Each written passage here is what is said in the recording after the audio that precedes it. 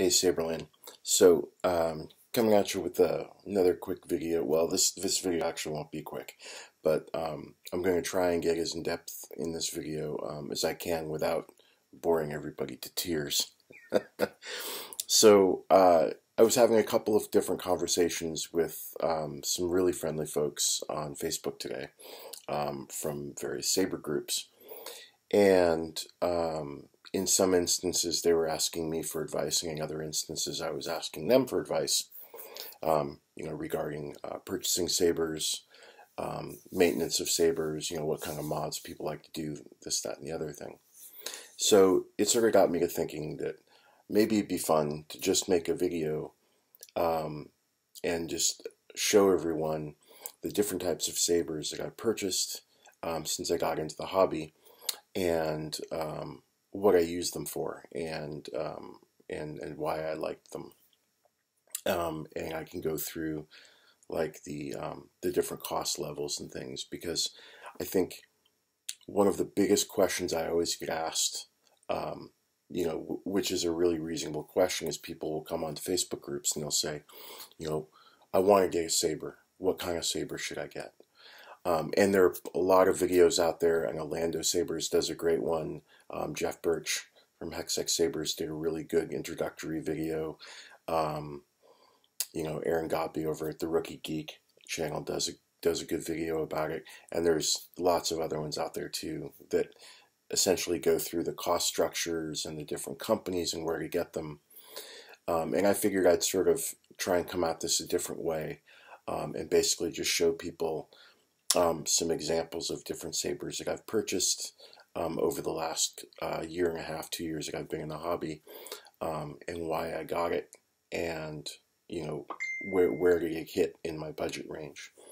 And I've tried to categorize these into different meaningful categories, so that the examples will make sense to everybody, instead of just me sort of doing like a personal demo of this is stuff I like.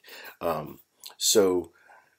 sort of tried to split these up. I want to split these up into the following categories. So I'm gonna show you some examples of like some beater sabers, basically the sabers you get that are sort of at the cheapest budget range, in the $75 to $150 range, that you just want to take outside and whack around with. You don't care if they get damaged. They're just a lot of fun. They're not terribly expensive, and they're not terribly complex to operate. A Canon Saber. We all have that favorite Star Wars character, and we want to get that saber that that symbolizes that character. And then I also wanted to give some examples of an Lgt Saber that I got, that I liked, and why I liked it. A saber installed independently that was maybe purchased empty from a higher end company. And so I have an example of that. And then also a saber that I purchased that was installed by a company as an all-in-one. So, not just purchasing the hilt empty from a company, but purchasing, the full saber with electronics and the hilt. And then I wanted to show you an example of a saber that was entirely secondhand and done up and modded independently by an installer, that sort of was improved upon in stages, and was a personal project of both mine and of his, that ends up being one of my nearest and dearest sabers in my collection. So with that in mind, let me get started. So the first example I have was my Beaker Saber. So this was one I picked up early in my collecting, and this is a pair of Pock Store Mavericks V3s. These are RGB baselit sabers, single Cree on the LEDs, and these are sort of a very generic mock-up of the Revan style saber, with this sort of emitter style. I got these originally because I wanted something that I could duel with my daughter with, mainly. So I ended up getting two, so she could use one and I could use one. And I wanted them to be sturdy, easy to wield, comfortable in the hand, without, you know, very complicated electronics, because I knew these were going to get scratched up and dinged, you know, but I wanted to have fun with them. And I also wanted to get some that had a nice enough hilt design where if later on down the line I decided to have these installed with more expensive electronics, I could, or if I wanted to do any kind of etching work on them, I could. You know, these can definitely be modded. You know, these are nice, you know, they're generic hilts, but they're very nice looking generic hilts. So, you know, and these are basically very simple three sound fonts, plus a mute function, and they switch around to 11 different colors. And then they also come with a coupler, so you can staff these up. And so I think the only thing I did with these additionally when I purchased them is I also bought a couple of 25-inch blades, so that if I ended up coupling them and turning them into a staff, I could use a shorter blade on either end, so that it wasn't completely unwieldy. But this ended up working out really well. You know, I've had this. These are one of the longest sabers I've had in my collection since the beginning. They've stood up really well. I duel with them all the time. And they're a blast. They're really great value. These were about $125 each at the POC store. Yeah, and they still sell them, as far as I know. So yeah, this was a great saber for value for what I was looking for.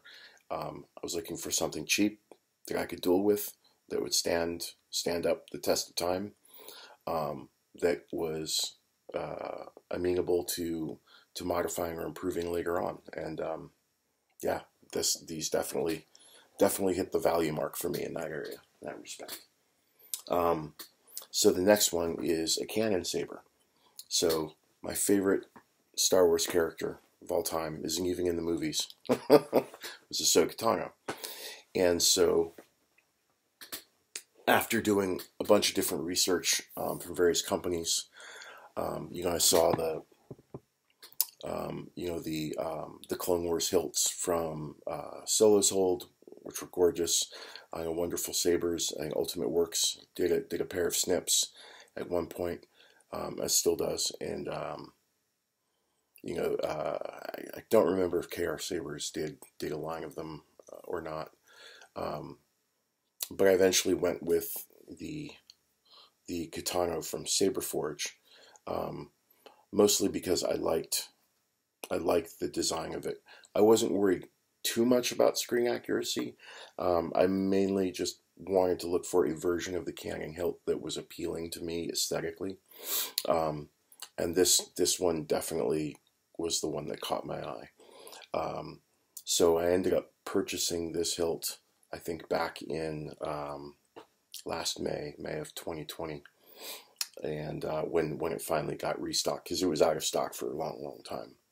And when it finally got restocked, I went in and picked up the hilt and commissioned my my regular installer to install it with a Profi board 2.2 and a NeoPixel. So he had the CC pin set in here, and then he I think this is Smuggler's Outpost inside pins. I'm not sure, but it's a fully removable chassis. And so this is a really nice setup. So this is not a duel. I mean, I suppose I can duel with the saber, but this is not a saber that I'm going to duel with. This is mostly like a cosplay saber. Pick it up, swing it around, and look cool type of saber. So this is one of my more expensive sabers. This, all told, the hilt was about 100 and I want to say 199, I think, for the hilt, and the install and the blade together, I think on top of that was like closer to 450, 500. So this is it's not cheap. It's like $650, $700 saber. So I'm going to be very careful at this type of saber. It's not exactly shelf queen status, but it's not a backyard dueling saber either. But I do love it. And as far as, you know, my Canon Sabers, this is definitely the one that hit the mark for me. So yeah, absolutely love this one. And so the next one was that I wanted to show is an Lgt Hilt. This is my favorite Lgt Hilt so far. And this one I purchased from Beaker Sabers. So what this is and this is another aspect of LGT that I really like, is sort of the variable hilt component structure that they have with their sabers. So you can buy all-in-one Lgt hilts that come prepackaged with electronics if you want to. Most people do. My preference is to purchase, to go through and do like a build your own with Lgt parts. And that's one of the reasons why I like Beaker Sabers a lot, as far as an Lgt reseller. There are a lot of other great ones too. I like Crimson Dawn a lot. I like Rebel Sabers a lot. And I like Dark Wolf Sabers a lot. They're all great folks. With Beaker Sabers, they have a build your own saber service that they do on their site. And in this particular case, they had just released this Rogue. They called it the Rogue. It's an emitter switch combo on the top portion. And then I grabbed their Fang grip and then a Rook pommel. And so we just put it all together. And then when I went to do the purchase, they would normally default with a Echo Swing board, I believe, when you buy a build your own hilt. But instead I went through the upgrade package option and I upgraded the electronics to a Profi board, NeoPixel, and then I purchased a blade.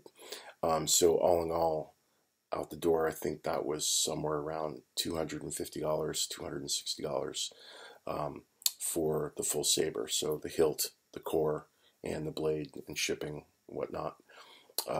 So, you know, it was a decent value.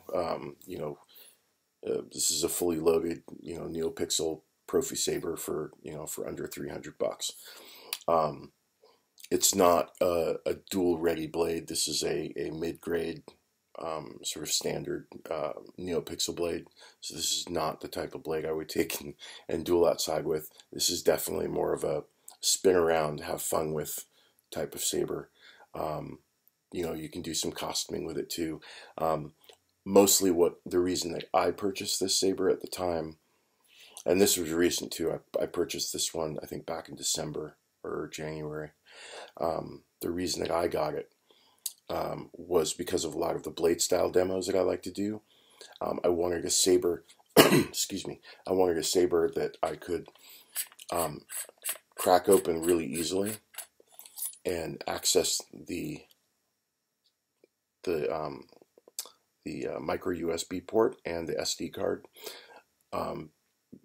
because I would frequently make changes to the SD card, adding and removing fonts, and then also flashing the Profi board when I would make blade style changes, create new blade styles, or modify current ones or whatnot. So I wanted a saber I could, you know, open up and flash, you know, like 3, 4, 5 times a day.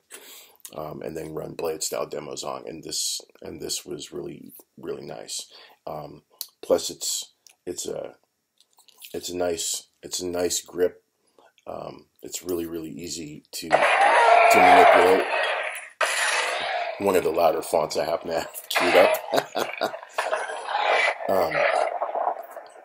You know, so it's like everything's got it's Profi OS 5.7, so it's running gesture controls and all of that.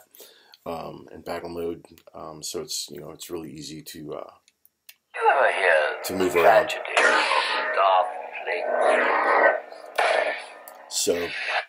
So that was my choice for this is my favorite choice for an LGT. Is I like to do a build your own with variable hilt components, whenever possible.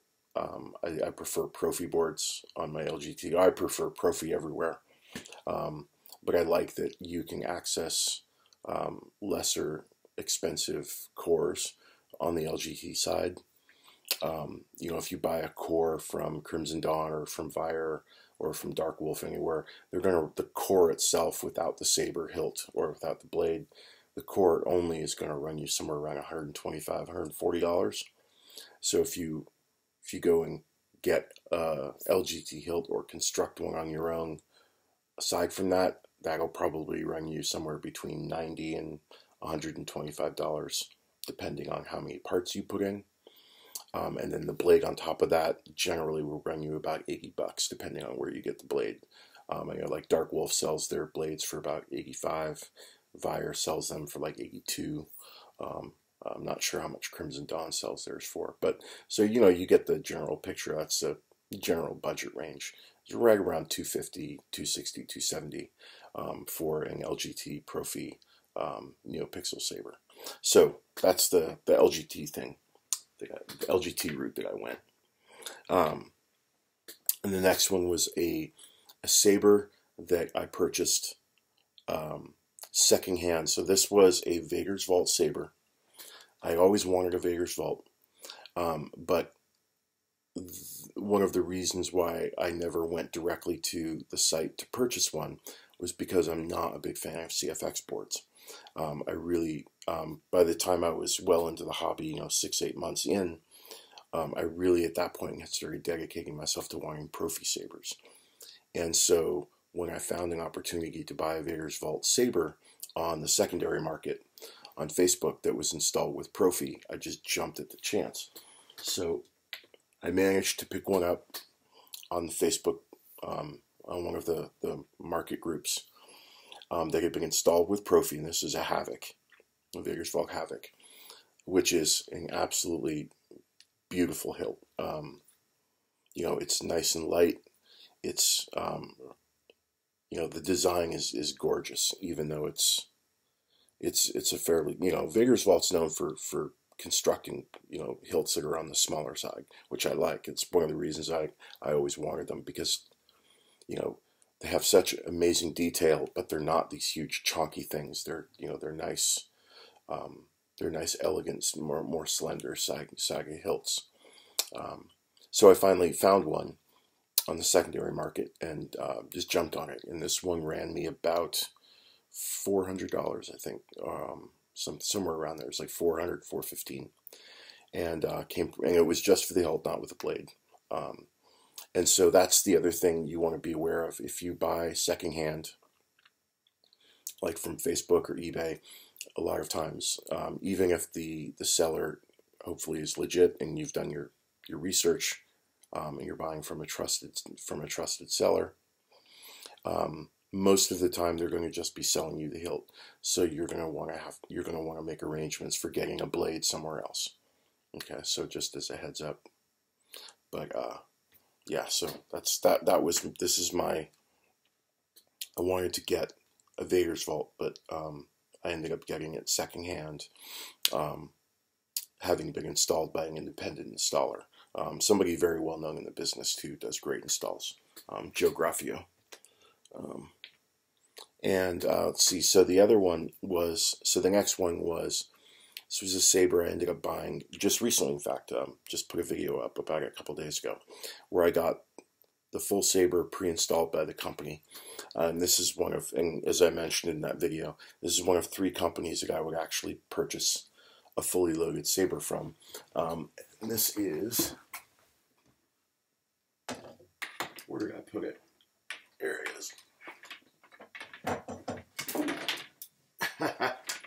Got caught in some wires here.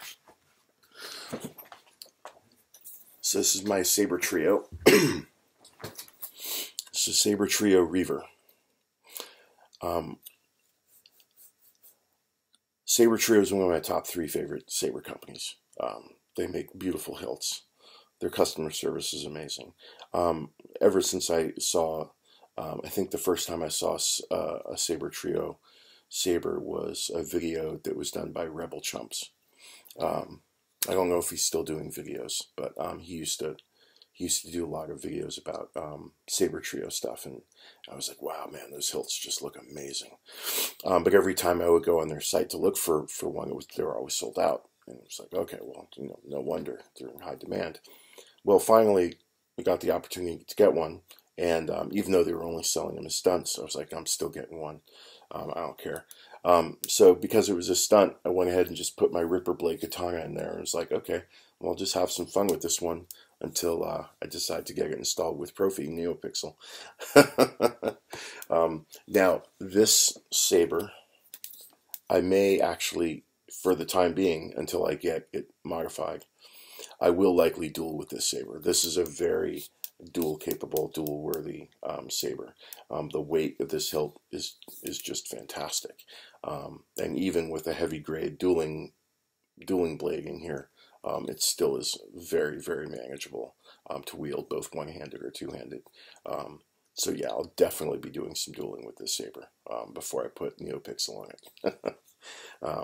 So yeah, this was my will buy from a company all-in-one, pre-installed with everything, and there are not that many companies that I would have that confidence in. You know, Saber Trio, Vader's Vault, Bendu Armory, Pox Store, KR Sabers. Not that many out there that I would trust with both the electronics and the hilt. Most of the saber companies I just buy hilts from, and then I get those hilts installed by an independent installer. Let's see. Oh, and so just for reference too, this Saber Trio in the stunt configuration ran $215 out the door. So that was basically the hilt and the LED setup. So it's $215. So it's pretty reasonable price for like a very high-end, what I consider a high-end stunt saber. And then the last one is that Project Saber. You know, so I think I've shown this one on a few videos before, but this is my baby. This is a weathered, etched, modded MHS V1 modular hilt component system, the very first version from the Custom Saber Shop. A version of that version of the Fallen Saber. I originally, excuse me, I originally found this hilt empty, with only this as the decoration, right? In a weathered, with some weathering on it. Like there's some weathering on the neck, some weathering on the pommel, and then some weathering up top here. Jeff Birch of Lgt Sabers had this up on his site as he was selling off some of his old stuff. So I found this as an empty hilt on his site for about $150. Jumped on it. And then I sent it over to my installer friend, Charles Evanova, and we talked about what I wanted to do with the hilt. So he did etching on the shrouds for me, and then he did etching on the, he put a nice like chocolate leather sort of a one-piece wrap on here, and then did the same dragging etch on here that he did on the shrouds, and then he installed it with a Profi NeoPixel setup, the stock pin setup, I believe, and he put a booming ass 28mm speaker in here, and he put a 42.5-inch NeoPixel plate on here. So this thing is a monster, but it's a heavy saber. It's definitely got some heft to it. It's probably the heaviest saber I have. I've dueled with it a couple of times with a heavy grade pixel blade in there, and it didn't bother me that I dueled with it. It was just really hard to duel with because it was so heavy, because of the heft of it. That was really the main issue. So this for me is really just it's sort of a shelf queen. It's in terms of the mods that have been done to it, it's a one of one, but not in the truest sense of the word. But it is definitely more of my my pet saber than anything else. I absolutely love it. And this was sort of one of those projects where things were done in stages. So the first time I reached out to Charles, he did the electronics install, and then reached out to him again and asked about getting the shrouds etched, and then reached out to him a third time about doing something on the grip, and that was when he did the wrap and then did the etching on the wrap. And each time he's modded something on the internals to make it better than it was before. So this saber is probably closer to about $1,000 in terms of the work that's been done into it and the improvements over time. But the value of it is irrelevant to me, because like the only way I would sell this is if I needed some life-saving operation, or my wife did, or my kid, then I would sell it. But other than that, it's never going away. And then as a second example, something that's in a lot of people's collections in that same regard is, the ever-present KR flagship. So this is a brass flagship I got about 3 months ago. I commissioned Don, I forget his last name, Don, I don't want to misspeak his last name, but he runs Darkside Sabers. And Don Patry, sorry, his name's Don Patry. He did the shroud etching for me on this. Got some wrapping from Defcon Bird and put a nice oxblood sort of burgundy wrap on this. And then this is going back down to Charles in a couple of weeks for a Profi NeoPixel install in it. And so this is sort of another example of purchasing a saber empty and then having it installed later. I would say this hilt specifically, and the reason I would include this in this video, is that for a lot of folks that are sort of newer to the saber hobby and have maybe only purchased like Lgt Hilts like from Crimson Dawn or Vader or Rebel Sabers or something like that, but are noticing that there's other classes of sabers out there, and they want to sort of make that jump into getting like, the $500 saber or the $600 saber, but they're sort of just getting their toe wet and they're not quite sure, what they should do for their first saber in that realm. Flagship. This is a great bridge saber, for understanding how to go through that process of buying an empty, deciding what you want to do with it in terms of getting mods done like powder coating, etching, weathering, and then hiring or commissioning a independent installer to do the electronics for you. This is the best saber to start that experience out with, in my opinion. Almost every installer worth their salt knows how to install one of these. These are very installer friendly. You can do CFX, Verso, Profi, any kind of board you can put in a flagship. And at least the aluminum one's really light, the brass one's really heavy. So you can sort of have your choice between what type of flagship you want based on what you want to do with it.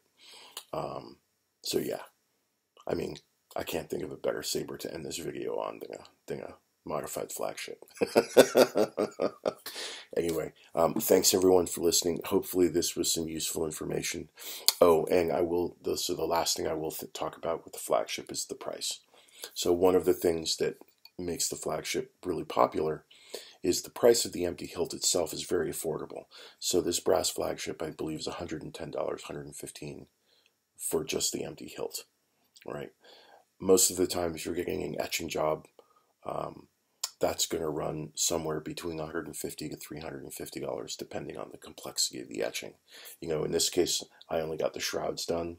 That was right around $200, but sometimes people may get the entire saber done in a very elegant pattern, and that can go even as high as $500, depending on, again, the elegance and the complexity of the artwork. And then when you then turn around and get the electronics installed, you're looking at another $400 to $500. So, you know, you'll see custom flagships that are upwards of $1,100, $1,200 in value. When this one's done, it'll probably be closer into the $800, $900 value range. But again, as with my Fallen, it's probably never going to leave my collection. So again, the value of that in terms of dollars to me is irrelevant. But anyway, thank you everyone for watching the video, if you've made it this far. And if you have any questions or comments, please leave them below. I love chatting with you all. And yeah, may the force be with you all. Happy sabering. See you on the next video.